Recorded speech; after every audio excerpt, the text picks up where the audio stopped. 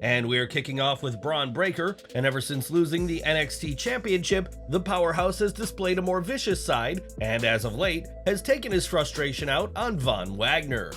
Wagner has had a career resurgence in recent weeks, and his past personal problems have been incorporated into storylines, culminating in a brutal no disqualification match this week. Wagner certainly impressed against the two-time former NXT champion, even putting Breakker through a table, but this meeting of second-generation talent ended with Breakker getting the win. However, following the match, Breakker viciously attacked Wagner and placed his head against the steel steps before hitting him with the other steps, causing WWE to cut the feed. The final moments of NXT were just the sounds of screams as the show went off the air, and Baron Corbin, who was on commentary, noted that Breakker did indeed hit Wagner. Corbin, who's no stranger to getting physical, was left dumbfounded by the attack, and even Vic Joseph couldn't help but utter some un-PG language due to the attack. WWE Hall of Famer Shawn Michaels came out after the show went off the air, looking very concerned over what had happened, and accompanied the medical personnel as they stretchered Wagner backstage. It was an especially gruesome way for NXT to end, and a sign that this feud is far from over. And what do you make of this match and how this week's edition of the Gold brand went off the air? Now, this week's Raw opened with Jey Uso and Sami Zayn making amends, but Zayn's tag team partner Kevin Owens was conspicuous by his absence. Some speculated that Owens was less willing to forgive Jey's past transgressions as Zayn, hence why he didn't appear, but we now know more as to why the prizefighter actually didn't show. PW Insider reports that there were some changes in plans for Owens, who was backstage at this week's Raw in Charlotte, North Carolina. At one point, described as late in the day, the plan was for Owens to face JD McDonough, but that match instead saw Zayn face the Irish Ace instead. It's not known why Kevin Owens did not make an appearance at the show despite being backstage, and this is a strange absence considering Owens returned from a rib injury very recently. Regardless, we'll have to see what's in store next for Owens, but an appearance on this week's Raw wasn't meant to be for the former Universal Champion. It's impossible to deny just how popular LA Knight is at the moment, with the veteran often getting the loudest pops of the night whenever he appears on TV. While he often loses when it comes to big matches, WWE is well aware that Knight is over right now, and that's been reflected in the Backstage rankings. WrestleVotes reports that the latest talent board, which was updated after Payback, features Knight as the #1 babyface on SmackDown, while Roman Reigns has remained the top heel. Knight has seen more prominence on TV, especially after his win at SummerSlam, but who do you want him to face next? Austin Theory, John Cena, or someone else entirely? Let us know below. More from NXT, which also saw championship gold defended as Tiffany Stratton put her women's championship on the line against Kiana James. James had earned her shot at the gold last week, but was unable to dethrone Stratton when the two collided, but Tiffany's celebration was short-lived. On the Titantron, Becky Lynch emerged and spoke about never winning the NXT Women's Championship, something she hopes to change when she faces Stratton next week. The reigning champion was at a loss for words, which is ironic given that it was a promo that Stratton cut that caught the attention of the man in the first place. That promo saw Stratton vow to be a greater NXT Women's Champion than the likes of Charlotte Flair, Asuka, and Lynch, seemingly not realizing that Lynch never held the gold. That could all change next week, and a victory would make Lynch a member of WWE's Women's Grand Slam. And what's your take on Becky Lynch going back to NXT? Sound off in the comments. We mentioned already that LA Knight is the #1 babyface on SmackDown according to the latest talent board, but there's also been a big change for Bobby Lashley and the Street Profits. It was in July that the Almighty returned to TV, aligning himself with the Profits in the process, and the three men have been showing off more of a mean streak ever since. WrestleVotes added that all three men are listed as heels in the latest ranking, the first time since they aligned in July that their heel turn has been made official. With the heel Judgment Day now holding the tag titles, don't expect the Profits to be challenging for the gold just yet, but there's still plenty that they and Lashley can do now that they're confirmed heels. More from NXT now, as this week's show saw Dragon Lee face Mustafa Ali with a shot at the NXT North American Championship going to the winner. With a title opportunity up for grabs, Dirty Dominik Mysterio decided to appoint himself as the guest referee and even had a custom purple referee shirt for the occasion. As you'd expect, the self-professed hardened criminal was far from impartial and would fast count when Dragon Lee was pinned to ensure that Ali got the win and the title shot. That title match will come at NXT No Mercy in Bakersfield on September 30th, and Ali will no doubt give it his all in his quest to capture his very first taste of gold in WWE. On this week's Raw, The Miz announced that John Cena will be the guest on Miz TV, thrilling the fans in Charlotte who couldn't wait to see the 16-time world champion. Unfortunately for those fans, they were indeed left wanting to see John, as this was all a prank by The Miz, playing up the Invisible Cena meme that has stemmed from his "You can't see me" catchphrase. WWE's production and The Miz took the whole thing seriously, with Miz even hitting his finisher on the non-existent John Cena, and Cena's entrance proved to be a highlight of the night.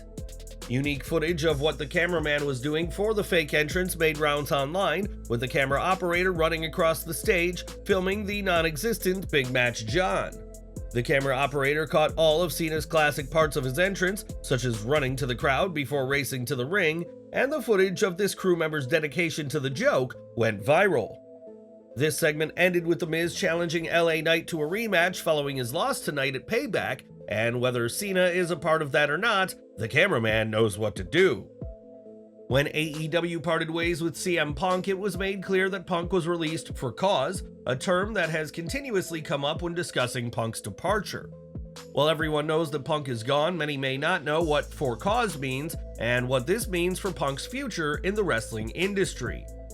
Being fired or terminated for cause essentially just means a person is being fired because of what the company perceives to be the person's own behavior or misconduct. This is very different to the vast majority of wrestling releases, which are usually simply because the wrestler's services are no longer required. And what does this mean for Punk's future? Ultimately, we don't know if AEW has implemented a non-compete clause on Punk's deal, meaning that the closest comparison we have right now is how WWE would handle this situation. According to Dave Meltzer on Wrestling Observer Radio, a standard WWE contract non-compete period for when somebody is fired for cause is 1 year. It was noted, though, that a wrestler would have a good chance if they took this to court, as even someone who deserved to be fired could have a strong argument against not being allowed to work for a year. There's no concrete update in Punk's non-compete, but if he were in WWE and under a standard contract and had been fired for cause, though it may not have lasted for long. It's worth remembering that Punk actually had two separate contracts with AEW, a wrestler contract and an employee contract, so that may or may not have an effect too. So what is next for CM Punk? Well, as a huge name in wrestling, he'll no doubt have a huge asking price, meaning it could be that only WWE can afford the Chicago-made star. Punk hasn't wrestled for WWE since 2014 before infamously walking out of the company, but the bad blood between the two parties didn't stop Punk from trying to make a return. According to a tenured source in WWE who spoke to Ringside News, Punk made desperate attempts at a WWE return years ago while he was an analyst on WWE Backstage. That obviously didn't work out for Punk, nor did his plans last December to return to WWE, plans that would have seen him work a WrestleMania 39 program with Kevin Owens. When Ringside News asked their source in WWE about how likely that plan was ever going to happen, they said, "That's the story Punk wants out there, at least that's how I see it." A tenured WWE source clearly believes that Punk wants fans thinking about him returning to WWE, but the promotion has, in the past, warned others about the controversial star. That same source for Ringside News stated that when CM Punk started causing problems on WWE Backstage with his comments, he was scaled back. It's unclear what issues Punk was causing that led to WWE stepping in, but it seemed the problems weren't solved right away by management at Fox. The source added that when he went further, WWE said no more, or told Fox he needs to be controlled, which would explain why Punk was used less and less towards the show's end. So WWE may not be prepared to roll out the red carpet for the real world champion, but what do the roster think? Well, it turns out that they're not going to give Punk a warm welcome either. PW Insider reports that Punk's AEW firing was an immediate subject of conversation backstage in WWE, and a number of top WWE superstars have made it clear that they don't want to see him rehired. We don't know which names in particular, as it was back in January that Seth Rollins infamously called CM Punk a cancer and ordered Punk to stay far away from WWE. While Punk had interest in returning last year, the likelihood of him joining is incredibly slim, which means Punk will have to consider far smaller companies than WWE and AEW. With WWE possibly off the table, Punk's next option may be Impact, as PW Insider reports that execs are very excited about the prospect of bringing him in long term. With that said, it would take a lot of money to bring in Punk, which may be a serious obstacle for Impact, who have often struggled to remain financially viable. We know ROH isn't an option for Punk given Tony Khan's ownership, and on Busted Open Radio, AEW's own Mark Henry spoke about Punk and believes AEW revenue will suffer with Punk's firing. Henry sarcastically said that everything should be shits and giggles and unicorn pee and rainbow blankets now Punk is gone, clearly implying that Punk wasn't the only problem in AEW.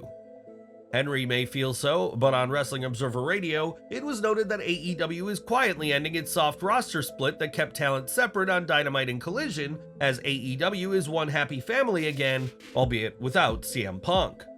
But what is your take on Punk's situation and him possibly joining Impact? Is it even possible? Let us know your thoughts in the comments.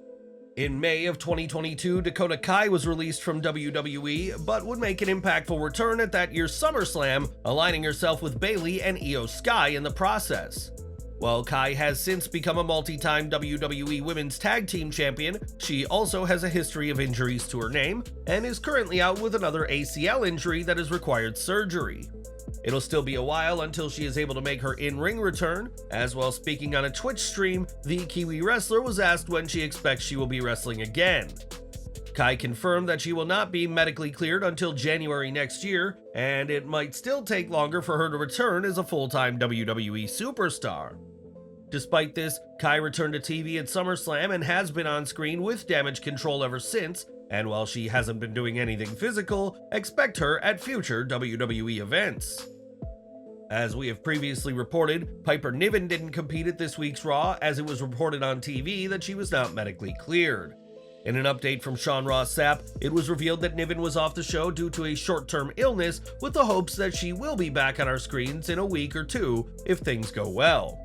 The report adds that there's no plans to vacate the women's tag team titles or take the titles off of Niven, so while those titles may be cursed, WWE is avoiding another fiasco with the gold at this time. It was at Backlash 2023 that Carlito made a surprise return in Puerto Rico, and it was later reported that he had signed a new deal with the company.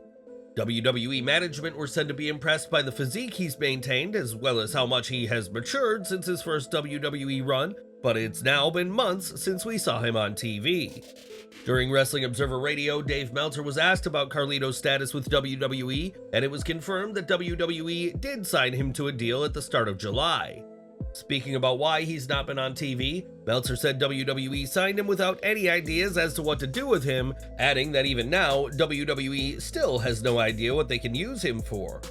This isn't the first time we've seen this, as Harry Smith was signed with WWE in 2021, but with no plans and one dark match to his name, he was released from TV that November.